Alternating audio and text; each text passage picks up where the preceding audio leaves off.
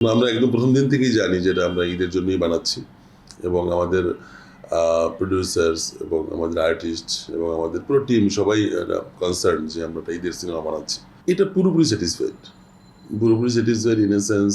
ধরুন আমার যে কাস্ট অ্যান্ড ক্রিউ, বিশেষ করে আমরা যদি বলি আমার যে প্রধান চরিত্র, আমাদের মোশাররফ করিম ভাই, তিনি তো কিংবদন্তি অভিনেতা, শরীফুল রাজ, তাসনিয়া ফারিন, মিশা সওদাগর, ফজলুর রহমান বাবু এবং আরও অনেকে যারা আছেন, প্রত্যেকেই তাদের নিজ নিজ জায়গায় এত স্টাবলিশড এবং তাদের যে এবং শরীফুল রাজ ইয়াং, এনার্জেটিক, এবং তাসনিয়া ফারিন তিনি অভিনয়ের জন্য তো এই প্রজন্মের কাছে বিশেষভাবে কি বলে পরিচিত।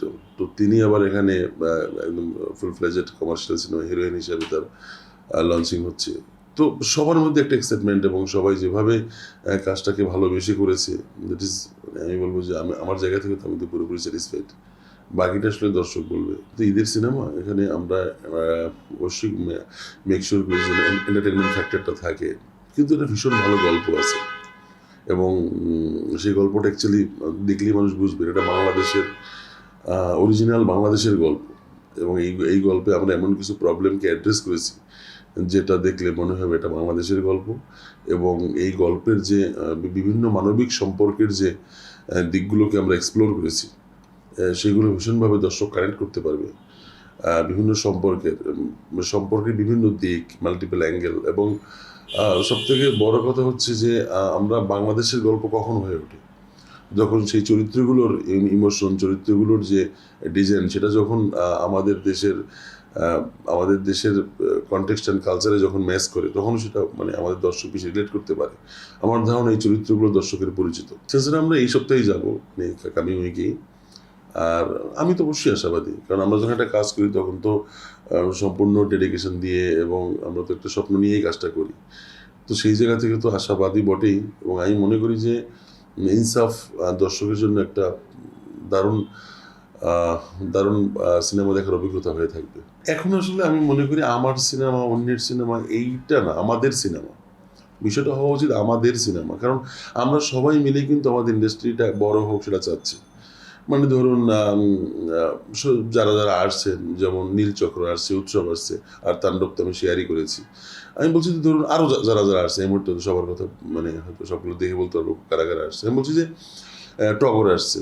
আচ্ছা, আমি বলছি যে ধরুন এটা যদি ইন্ডিভিজুয়ালি আমার না বলে যদি বলি যে আমাদের সিনেমা ঈদে আসছে, এবং যে সিনেমার যে মেরিট সে অনুযায়ী এটা বিজনেস করবে বা রান করবে বা দর্শক গ্রহণ বা যতটুকু যা হয়। কিন্তু আমার বক্তব্য হচ্ছে আমাদের ইন্ডাস্ট্রির মানুষ হিসেবে প্রত্যেকের প্রতি সহযোগিতা প্রবণ, প্রত্যেকের প্রতি রেসপেক্টফুল থাকা উচিত। কারণ সবাই যখন কাজটা করে তার বেস্ট দিয়েই কাজ করে। সবাই মনে করে যে ঈদের সময় দর্শক সিনেমা দেখতে যায়, তো সবাই মনে হয় যদি আমার সিনেমাটাও দেখে, সেটা একটা সাইকোলজিক্যাল জায়গা হতে পারে। 2 নম্বর হচ্ছে অনেক সিনেমা হল ঈদের পরে বন্ধ হয়ে যায়। সেখান থেকে সে হয়তো ভাবে যে ঈদের পরে তো আমি হলই পাবো না, হল তো সত্যিই কম। তো নানান কারণে সবাই চায় ঈদে আসতে, এবং সবাই যেহেতু তার কন্টেন্ট নিয়ে কনফিডেন্ট থাকে, সে জায়গা থেকে। এবং সব সিনেমা যে আমার কিছু সিনেমা তো শেষ পর্যন্ত হয়তো আসে না বা নানান রকম থাকে, কিন্তু আমার মূল বক্তব্য হচ্ছে যে সব, হ্যাঁ, যদি সারা বছর সিনেমা আসে সেটা তো ভালোই হয়। সেজন্য আসলে আমাদের ইনফ্রাও লাগবে, আমাদের ইনফ্রাস্ট্রাকচারটা লাগবে, যে সারা বছর সিনেমা মানে চলার জন্য হলও লাগবে। এবং মানে আমি বলি এটা আর কি রিসিপ্রোকাল, একটা পারস্পরিক ব্যাপার। মানে সিনেমা হল যেমন লাগবে, সিনেমা হলে সিনেমা লাগবে। মানে এই জিনিসগুলো আসলে এক দুই কথায় মানে এটা আসলে মানে বলার বিষয় না, এটা অনেকগুলো জিনিস আসলে এখানে জড়িত।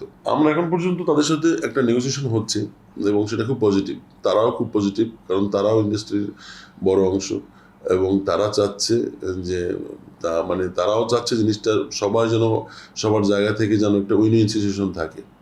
সেই জায়গা থেকে তারাও এগিয়ে এসেছে, এবং আমাদেরও কিছু যারা কথা বলেছেন, যারা আগামী ঈদ এবং পরবর্তীতে যারা আসবেন প্রত্যেকে, এবং এটা তো আসলে শুধু ঈদ না, মানে সবসময়ের জন্যই।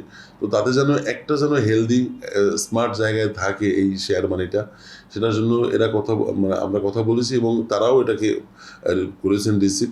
সো তারা একটা মানে এখনো পর্যন্ত আমাদের আলোচনা খুবই পজিটিভ, এবং আমার ধারণা এটা খুবই একটা দারুণ জায়গায় যাবে, কারণ দুই পক্ষই আসলে চাচ্ছে যে এটা সুন্দর সমাধান হোক।